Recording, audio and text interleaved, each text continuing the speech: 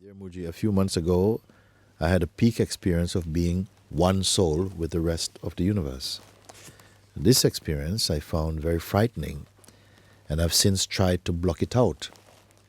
However, now I'm finding it increasingly difficult to believe in my ego or separate sense of self.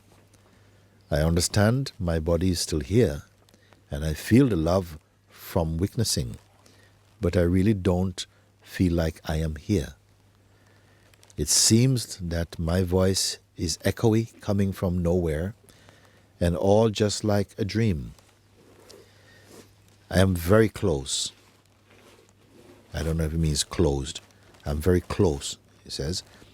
But I feel afraid to completely let go and put the control into the hands of an unseen force. I feel like I will just cease to exist. Or I feel like it's a trap to make me blind so that someone else can direct the path of my actions. What is your take on this? Olivia Dunkley, you're writing like that. So a few months ago I had a peak experience of being one soul with the rest of the universe. So it must be some in harmony. And this experience I found very frightening, and I've since tried to block it out. Something you claim the position of your mind, this kind of psychological identity that seems to generate all this fear, the fear of being swallowed up into some kind of black hole or something, This is how it is portrayed in the mind, However, now I'm finding it increasingly difficult to believe in my ego or a separate sense of self. This is already, something has happened, and grace is already opening up its flower inside, you see. So the intensity of belief in the ego's reality, this is diminishing, you see. Not with any sadhana at all, not any active sadhana. By the grace of the self, somehow the ego sense feels already drifting or floating away, or the sense of a separate self. I understand my body is still here. No? I understand, or I perceive. My body is still here, and I feel the love from witnessing. So in the witnessing, that the evidence of that witnessing is the body is here, no? But also awareness of the witnessing is more strong than the identity with the body. And that produces somehow a fragrance of love is coming from that. It emits a fragrance of love, you see. But I don't really feel like I am here. Like I'm here. It seems that my voice is echoey, coming from nowhere, and all just like a dream. So these are consistent sensations inside this unassociated beingness, It's coming like that. Where the body is there, but there's a sense of emptiness with the body, you see. I think I told one time when I had one dream, because I was asked, they were making one film, they were making one book about Sri Nisargadatta Maharaj, and I was approached to say, would I say something about it? So I thought, oh my God, how am I going to write something now? So I asked to Zenji and I think Pavati to maybe interview me, because I can more respond from interview than just me. And we talked, but after something was missing, I don't know. But that night I went to bed and I had a dream. In the dream, I'm sitting down like this, and we are a few like this sitting all together, very intimately. And somebody was behind me, you see, sitting, and their leg was coming out like this from behind, which sometime happened, maybe like that. So I found myself sitting and talking like this.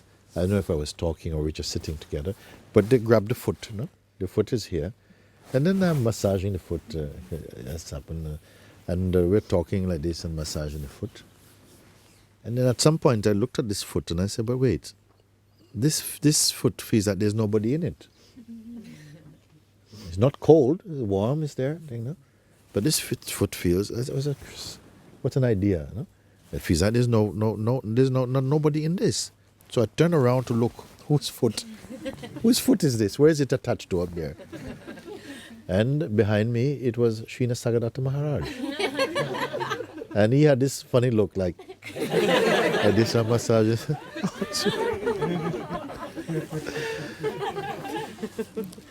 So I'm a bit reminded of it when you say like this, you see.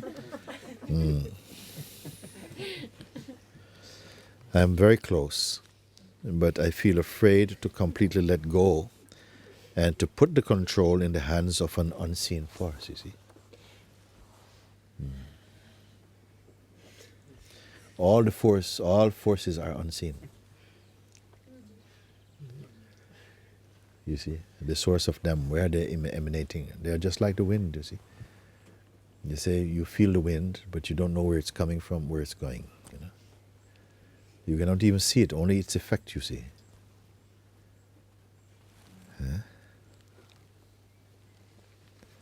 So I don't know why I'm speaking using references to Jesus so much today, but again, it was one time. I remember he was in his day quite a controversial figure for many people, because he would challenge the spiritual authority of his own time. You know? He felt that there was a lot of hypocrisy and inconsistency in their teaching, and it was shrouded in a lot of arrogance and so on. So many did not like him for that reason. But amongst them there was one priest, I think his name was Nicodemus, no? And he secretly had an admiration for Jesus because he spoke, you see. It's very often you find that there will always be people in the apparent opposite team who have an admiration for this one, for the ones who oppose them, you see. He has a respect, you know, but this one has a strength, you know, to speak out against things, you see. He himself did not have the courage to do that.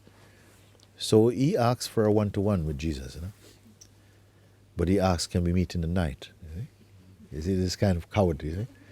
Can we meet in the night? Because I cannot afford for people to see you with me. You know? So they met somewhere in the night, and Jesus was talking to him, and he said, a man must be born again. Now, Nicodemus is a priest, you know, in the temple. You know? But he heard those words literally. He says, born again? You mean a man must re-enter the womb of his mother? You know? I said, my God. And Jesus says, Nicodemus, what are you talking about? You know? I don't mean like that. I mean, like, my God. He said, not like that. He said, flesh gives birth to flesh. The spirit gives birth to spirit. Huh? He says, feel the wind. You don't know where it's coming from or where it's going. It is the same with anyone who is born of the Spirit, you see. They are what? Unpredictable. Yeah?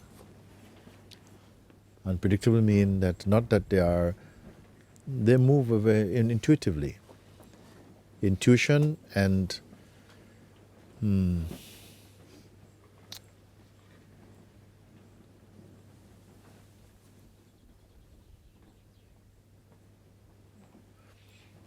not restless. They move by this unseen power. So they will not tell you tomorrow, yes, let's schedule for this. No, it's on the unseen power. Depend on what the unseen power will do. I can't tell you, oh yes, look at 8 o'clock, I will do this. Do you know in another half a minute what your thought will be? Nobody knows this thing. He was simply pointing out something that was obvious, but obviously missed by people all the time, because we still live in this idea that we think we know what we're doing and where we're going and who we are even. Things like this.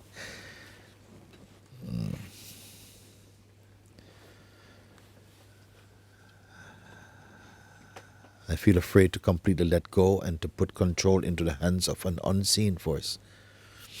I feel like I will cease to exist. Yes, the I that you are not will cease to exist.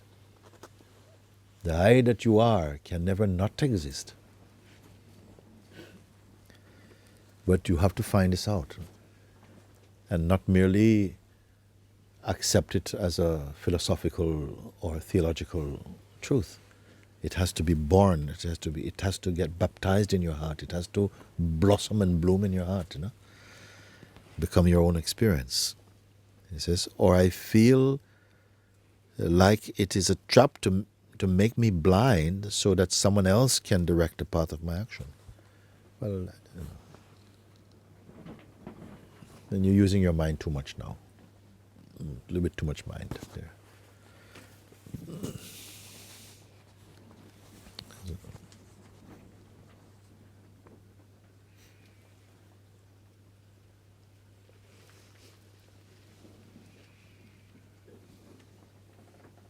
Something has to change. Something changes in the spiritual chemistry of your being.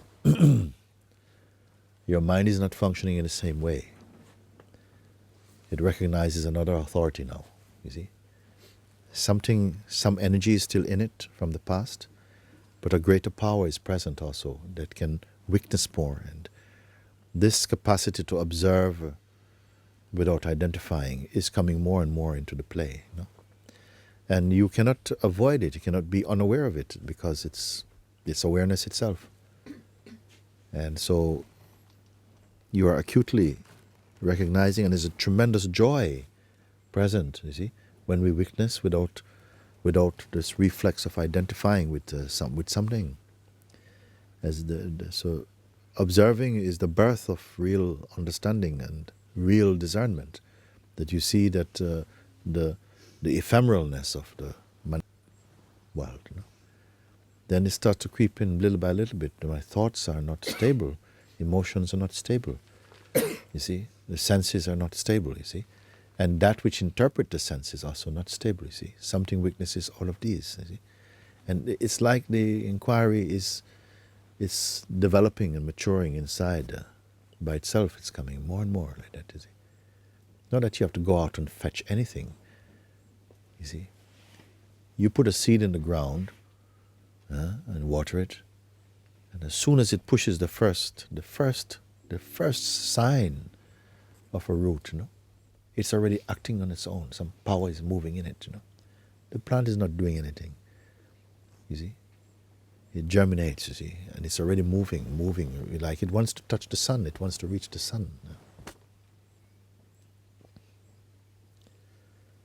And this impulse is inside every living being.